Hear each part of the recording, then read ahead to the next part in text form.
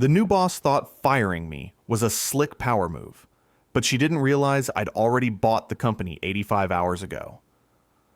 My name is Earl Miller. I'm 58 years old, and I've spent the last 28 years keeping Apex Dynamics running out of a concrete bunker in Phoenix while everyone else took credit for the results. Operations Chief. That's the title on my door. Has been since 1996. But let me tell you what that title actually means.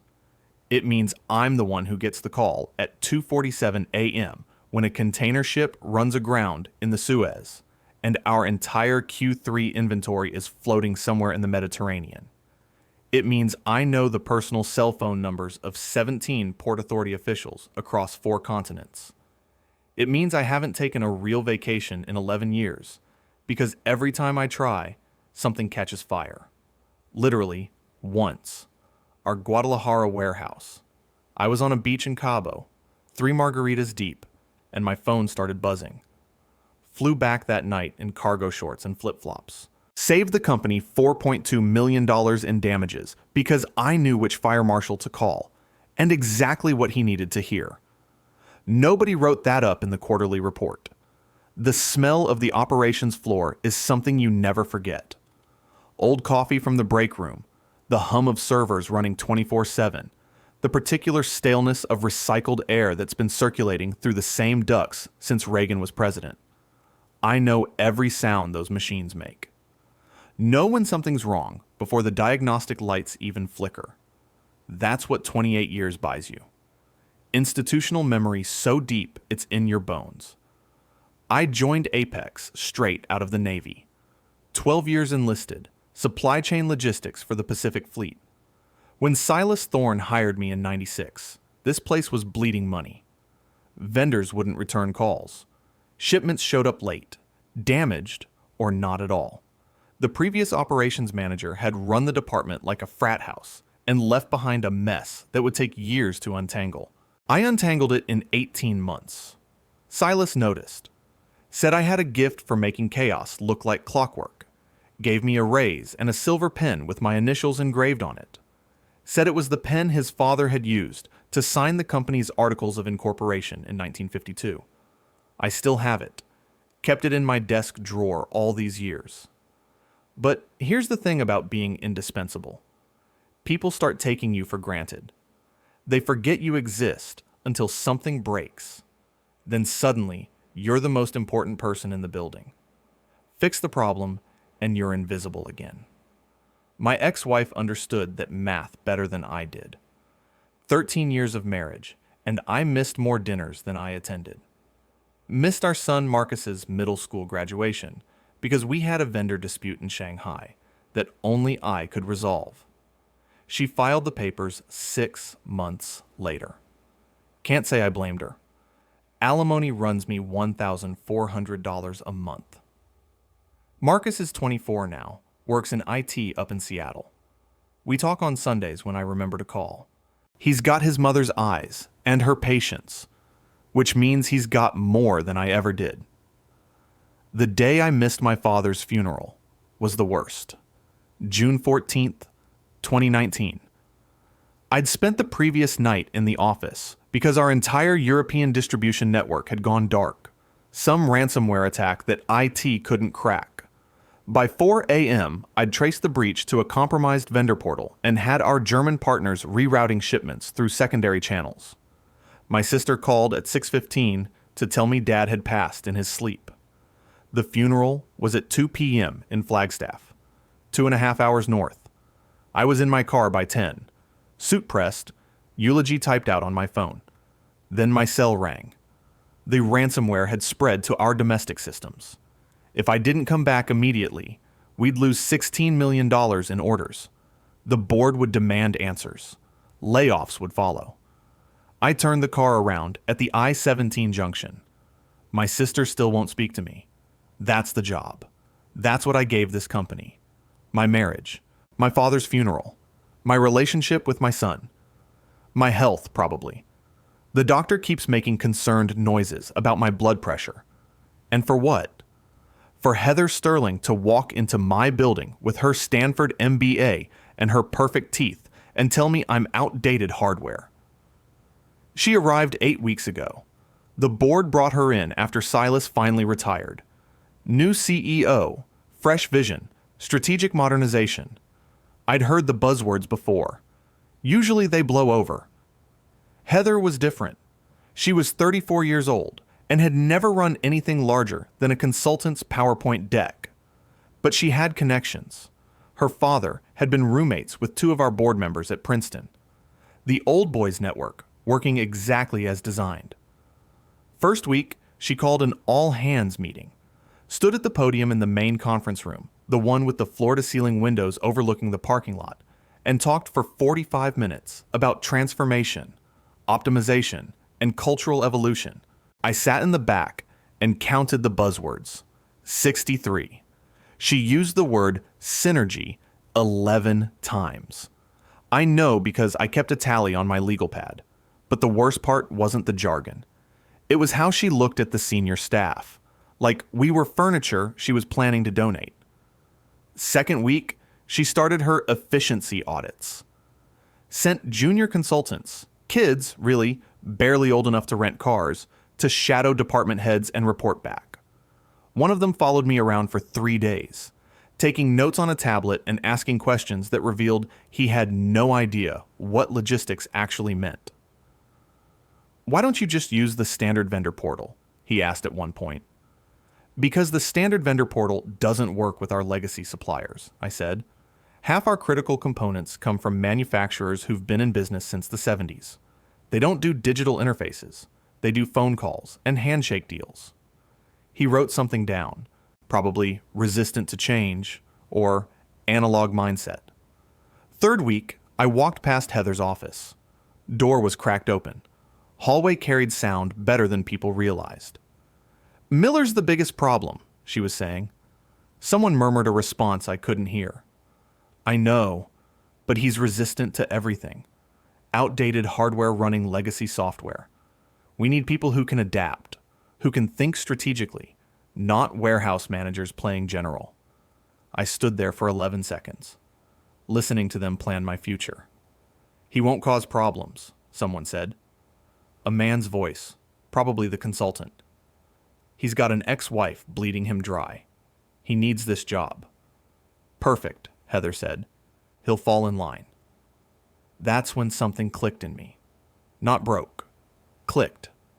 See, I'd been down this road before. Watched executives come and go. Learned that the ones who talked the most usually accomplished the least. Heather Sterling was a type, not a person. And types like her always made the same mistake. They assumed everyone else was as short-sighted as they were. 4 days before Heather fired me, I drove to Scottsdale. Silas Thorne lived in a Spanish revival house near the base of Camelback Mountain. Golf course out back, orange trees in the front yard. He'd bought it in 1987 when the neighborhood was still scrubland and ranchers. I'd only been there twice before. Once for a retirement party in 2015. Once when his wife, Helen, passed in 2018. He met me at the door in khakis and a polo shirt, white hair still thick, handshake still firm at 79 years old. "Earl," he said, "wasn't expecting you." "I know, sir. I apologize for not calling ahead." "Since when do you apologize?" He stepped back. "Come in. I just made coffee." His study smelled like old leather and pipe tobacco, even though he'd quit smoking years ago.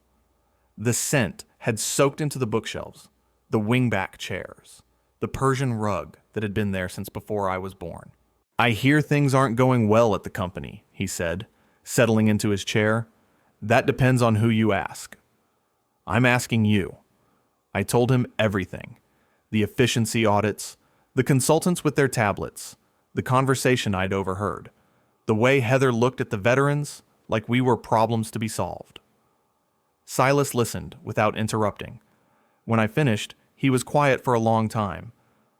"You know I still own 49% of the voting shares," he said finally. "Yes, sir. Board's been after me to sell. Consolidate ownership. Make things cleaner for the new leadership." I'd heard rumors. He leaned forward.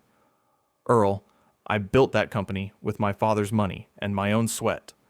Hired you because I recognized something in you.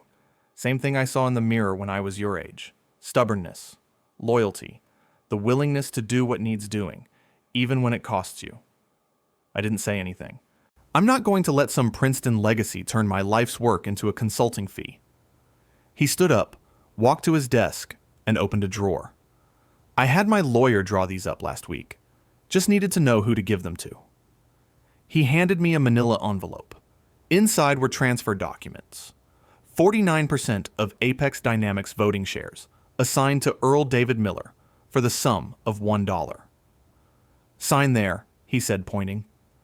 And there, an initial at the bottom. I looked at him. Silas, I can't. You can and you will. He pulled something else from the drawer. A heavy brass pen, worn smooth by decades of use. This was my father's. He signed the Articles of Incorporation with it in 1952. I gave you a copy years ago. This is the original.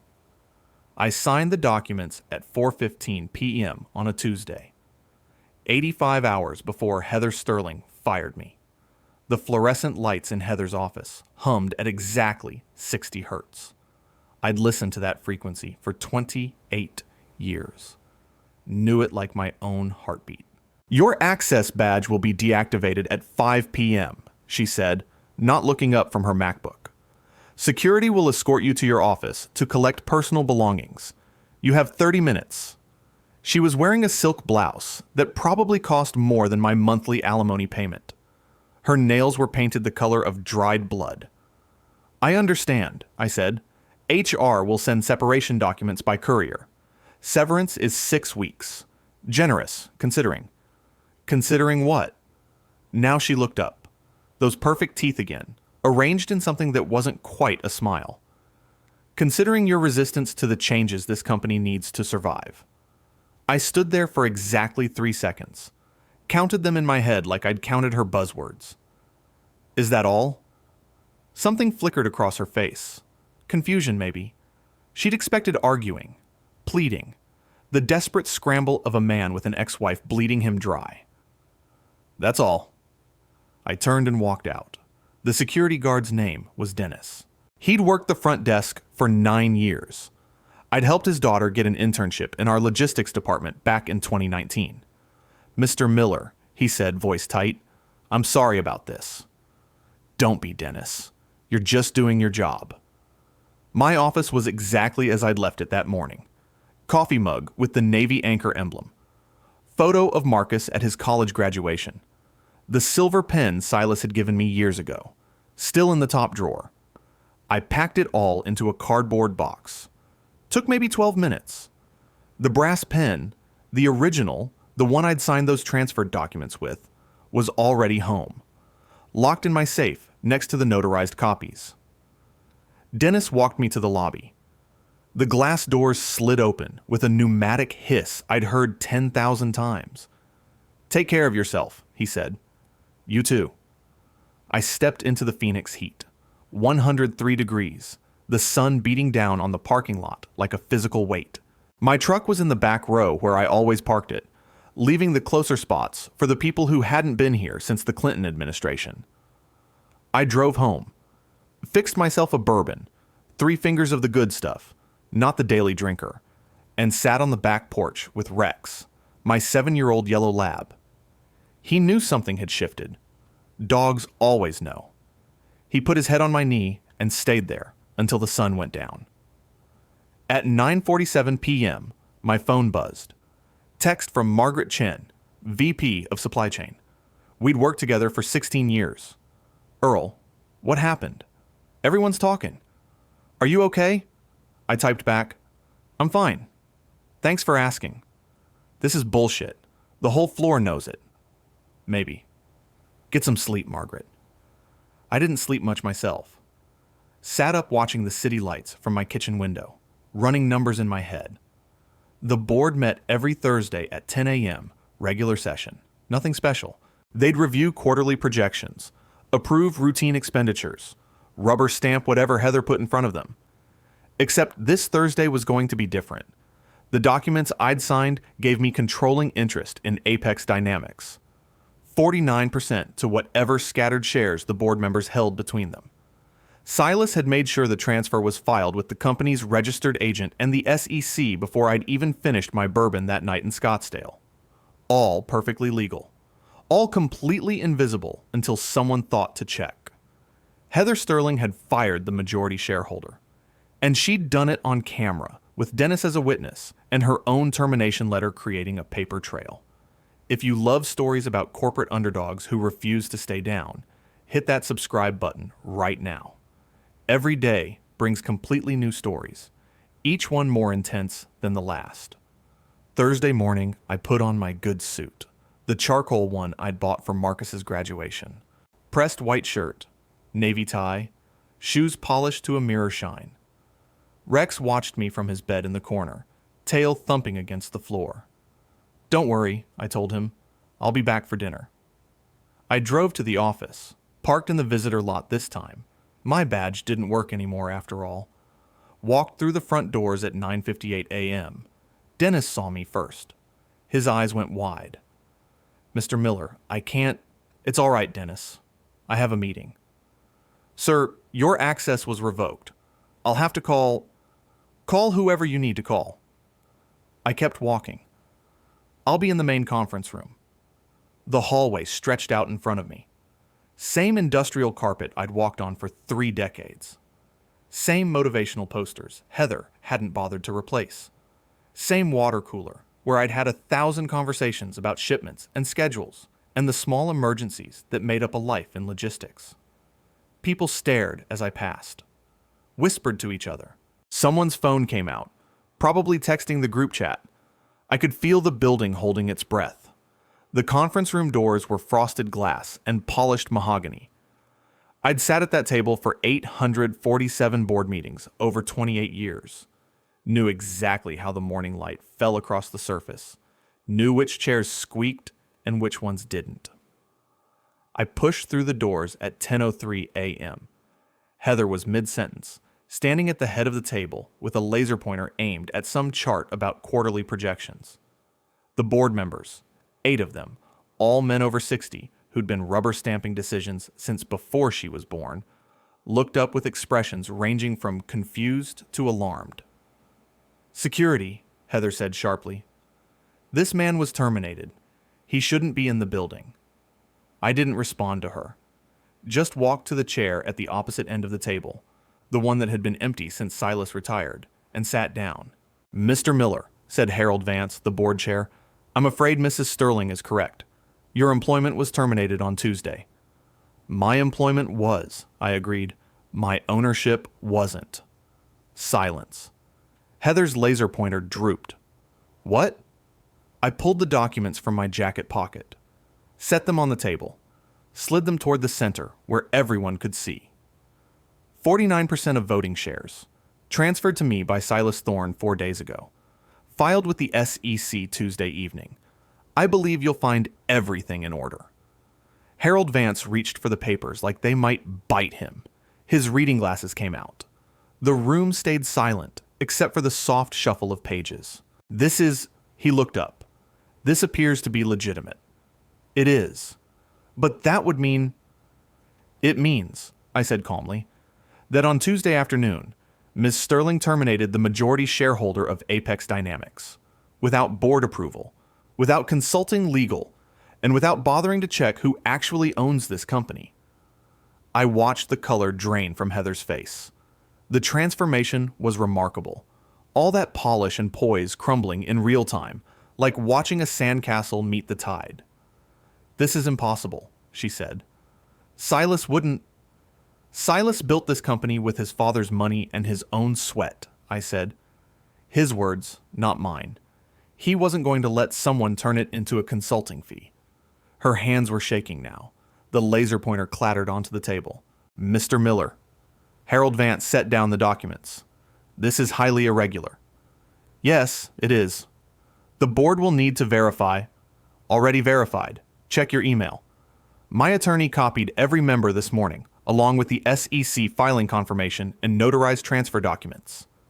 8 phones came out simultaneously. 8 faces cycled through the same sequence of expressions: confusion, comprehension, and something that looked a lot like relief. They'd never liked Heather either.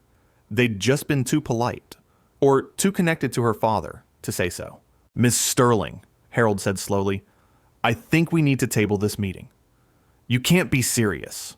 Her voice had gone shrill. "He's a warehouse manager. He doesn't have the qualifications?" "I have 49% of the voting shares," I said, "which is more qualification than an MBA and a family connection. This is a hostile takeover. It's illegal. It's a legal transfer of ownership from a willing seller. Silas's lawyers can walk you through the paperwork if you're confused." She turned to the board members, desperate now. "Harold, Jim, you know me. You know my father. This man is a relic. He doesn't understand modern business." "I understand supply chains," I said. "I understand vendor relationships. I understand that you've spent 8 weeks auditing departments you don't comprehend and alienating employees who've forgotten more about logistics than you'll ever learn." I stood up, walked slowly around the table until I was standing 3 feet from her. "I also understand that you're standing in my building, in my conference room, talking about my company." Her mouth opened, closed, opened again. "Mr. Vance," I said, without looking away from her, "I'd like to call a vote of no confidence in the current CEO." "Seconded," someone said immediately. Jim Hartley, I think. He'd been on the board since 1998. "All in favor." 8 hands went up, 8-0. "Motion carries," Harold said. "Ms. Sterling, effective immediately, you are removed from your position as CEO of Apex Dynamics." "You can't do this." But her voice had no strength left in it. "I'll sue. My father will—" "Your father can call my lawyer," I said. "In the meantime, Dennis will escort you to your office to collect your personal belongings. You have 30 minutes. I reached into my pocket and pulled out the brass pen, set it on the table in front of my chair. "One more thing," I said. She looked at me with something approaching terror. "You can keep your job. Operations coordinator under Margaret Chen. The salary is $165,000 less than you're making now, and you'll report to the people you called outdated hardware. That's, or you can leave. Your choice." I sat down in Silas's chair, my chair now. "Take the weekend to think about it." The boardroom emptied slowly. Board members filed out with the careful posture of men who'd just witnessed something they'd be talking about at dinner parties for years. A few nodded at me as they passed. Jim Hartley stopped, put a hand on my shoulder. "Should have happened years ago," he said quietly. "Welcome back, Earl." Then it was just me and the empty chairs and the documents spread across the mahogany table. I sat there for a long time, watching the morning light shift across the surface, listening to the building hum around me, the servers 2 floors down, the HVAC system cycling through its rhythm, the particular frequency of this place I'd given everything to. My phone buzzed. Text from Margaret Chen. "What is happening? My phone won't stop." I typed back, "Come to the main conference room." She was there in 4 minutes, still had her coffee mug in her hand, the one with the crack along the rim that she'd refused to replace for 6 years. "Earl," she stopped in the doorway. "Is it true? Depends on what you've heard. That you own the company, that you just fired Heather Sterling, that Dennis is currently escorting her to her office with a cardboard box. All true." She set her coffee down, sat in the chair next to mine. "You beautiful, stubborn bastard." I almost smiled. Silas made me an offer I couldn't refuse. When? 4 days ago, Tuesday afternoon, 4:15 p.m., right about the time Heather was probably planning my termination meeting. Margaret was quiet for a moment. Then she started laughing. Not the polite kind, the real kind, the kind that made her shoulders shake and her eyes water. 28 years, she said when she could breathe again. 28 years of watching you clean up everyone else's messes, and you finally get to make one of your own. This isn't a mess. No. She wiped her eyes. No, I suppose it isn't. I stood up, walked to the window. Phoenix spread out below us, all concrete and glass, and the distant shimmer of heat rising off the desert. I need you to run operations, I said. Officially.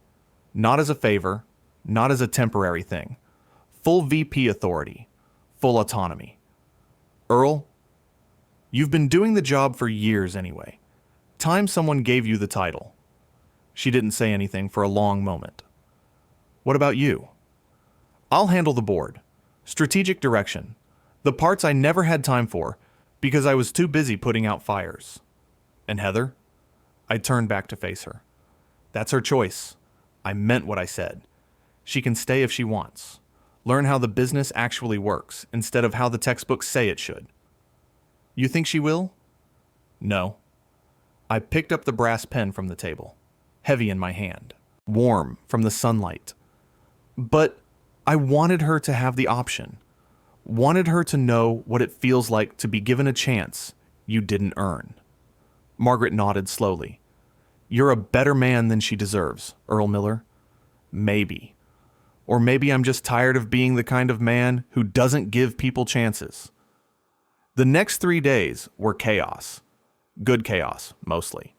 The kind that comes with rebuilding instead of reacting. I spent 14 hours in meetings, another 6 reviewing contracts, another 4 on calls with our major vendors explaining the transition. Every single one of them said the same thing. About damn time. Heather cleaned out her office Friday afternoon. I wasn't there to see it. Didn't need to be. Dennis told me later she'd filled 3 boxes, mostly with the motivational posters she'd brought from her last consulting firm. The ones with stock photos of mountains and words like synergy printed in bold letters.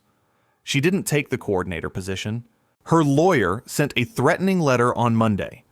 Something about wrongful termination and breach of fiduciary duty, and a lot of other words that my attorney, Paul Reeves, Navy buddy, IP law, best friend since we served together on the USS Constellation, said meant exactly nothing. She was an at-will employee, Paul said over the phone. Board voted 8-0 to remove her, and you're the majority shareholder. She's got no standing. Her father? Called twice. Left messages. I didn't return them. Good. The letter went nowhere. The threats evaporated. By the following Thursday, Heather Sterling had accepted a position at a consulting firm in San Diego, the same firm that had sent those junior analysts with their tablets and their ignorance. I heard she was making 40% less than her Apex salary. Couldn't have happened to a more deserving person. Friday evening, I drove to Scottsdale. Silas met me at the door again. Same khakis, same polo shirt, same handshake that still felt like a promise. Heard you had an interesting week, he said. You could say that. We sat in his study. He poured 2 glasses of bourbon, the good stuff, from a bottle that was older than my career at Apex. The leather chairs creaked as we settled in. Board's already talking about you, he said. Harold called me yesterday.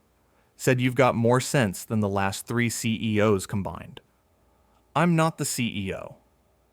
Not officially, but we both know how this works. He swirled his glass. You own the company, Earl. Might as well act like it. I looked at the brass pen in my pocket, took it out, set it on the table between us. I want to give this back. Silas raised an eyebrow. It's your father's, I said. Your family's.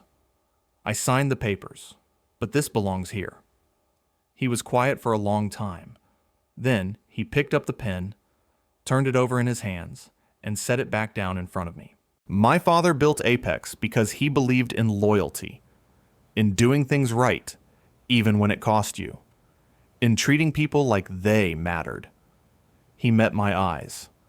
You're more his heir than I ever was, Earl. Keep the pen. You've earned it. I drove home with the windows down and the desert air rushing past. Rex was waiting at the door, tail going like a metronome. Hey, buddy. He pushed his head against my leg, followed me to the kitchen, where I poured myself 3 fingers of bourbon and stood at the window watching the city lights come on. My phone buzzed. Marcus. Hey, Dad.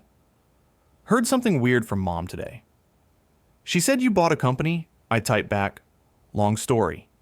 Call you Sunday? Actually, I was thinking I might come down for a visit. Next weekend if you're free. Asterisk. I stared at the screen. Marcus hadn't visited in 2 years. We talked on Sundays, sometimes, when I remembered. But visiting? I'd like that, I typed. I'll be here. Cool. Maybe we can catch a Diamondbacks game or something? Sounds good, son. I set the phone down. Rex was watching me with those steady brown eyes that always seemed to know more than a dog should.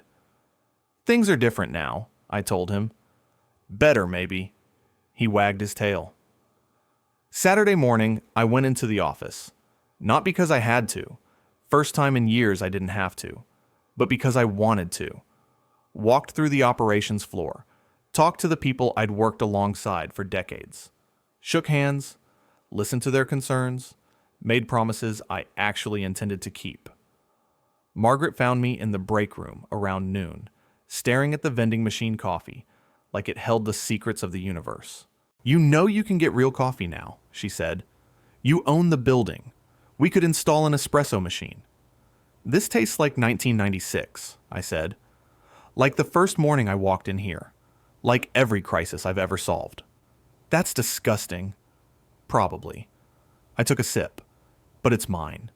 She shook her head. You're a strange man, Earl Miller. 28 years strange. Not changing now. That Sunday, I sat on my back porch with Rex at my feet and the brass pen in my pocket and watched the sun set over Phoenix. The colors were something else. Orange and pink and purple bleeding into each other like the desert was showing off. My phone stayed quiet. No emergencies. No fires to put out. Just the sound of cicadas and the distant hum of the city settling into evening. I thought about my father's funeral. About the I-17 junction where I'd turned around. About all the things I'd sacrificed for a company that had never once asked what I needed in return. And I thought about Heather Sterling, standing in that conference room with her laser pointer drooping and her perfect composure crumbling. The look on her face when she realized she'd fired the man who owned everything she thought was hers. She'd called me outdated hardware, a relic, legacy software running on obsolete systems. Maybe she was right. But here's what 28 years teaches you. Legacy systems don't crash. They don't need updates every quarter. They don't require consultants to explain their own functions. They just work, day after day. Crisis after crisis. While the new and shiny breaks down around them, the old and reliable keeps humming along. Sometimes the best revenge isn't loud. It isn't dramatic. It doesn't involve shouting or tears or burning bridges. Sometimes it's just sitting on your own porch, drinking your own bourbon, waiting for your son to visit for the first time in 2 years. Sometimes justice doesn't roar. It just outlasts everyone who said it couldn't. If you enjoyed this story about what happens when arrogance meets experience, hit that like button and let me know what you think in the comments. And if you haven't subscribed yet, subscribe and ring that notification bell to get alerts about new stories like this one. Thanks for watching, and I'll see you in the next video.